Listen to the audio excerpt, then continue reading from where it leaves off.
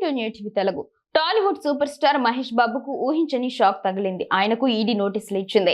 ఈ నెల 27వ తేదీన విచారణకు హాజరు కావాలని నోటీసుల్లో పేర్కొంది. కంపెనీ ప్రమోషన్స్ లో భాగంగా ప్రముఖ ప్రైవేట్ లిమిటెడ్ నుంచి మహేష్ 5.9 కోట్ల రూపాయలు తీసుకున్నట్లు ఈడీ అధికారులు గుర్తించారు. ఇందులో 3.5 కోట్ల రూపాయలు నగదు రూపంలో, 2.5 కోట్ల రూపాయలు ట్రాన్స్ఫర్ జరిగినట్లు అధికారులు గుర్తించారు. ఈ నేపథ్యంలోనే హీరో మహేష్ బాబుకు ఈడీ నోటీసులు ఇచ్చింది. ఆయనకు చెల్లించిన ఈ రెమ్యునరేషన్ పై ఈడీ ఆరా తీయనుంది. కాగా మహేష్ బాబు భార్య పిల్లలతో కలిసి యాడ్ లో నటించిన విషయం తెలిసిందే.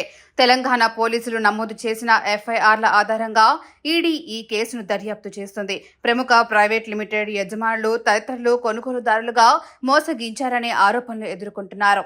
అనుమతులు లేని లేఅవుట్లలో ప్లాట్లు విక్రయించడం, ఒకే ప్లాట్ను పలువురికి అమ్మడం, తప్పుడు రిజిస్ట్రేషన్ హామీలు ఇవ్వడం వంటి మోసాలకు పాల్పడ్డారని వారిపై అభియోగాలు ఉన్నాయి. ఇక మహేష్ ఈ ప్రాజెక్టులను ప్రచారం చేయడం వల్ల చాలా మంది ఆ ప్రాజెక్టుల్లో పెట్టుబడులు పెట్టారని, అయితే ఆ సంస్థ మోసపూరిత కార్యకలాపాల గురించి వారికి తెలియదని ఈడీ అధికారులు భావిస్తున్నారు. ఈ స్కామ్ లో మహేష్ బాబు నేరుగా పాల్గొనకపోయినా ఆయనకు అందిన నగదుపై ఈడీ ఆరా తీస్తుంది.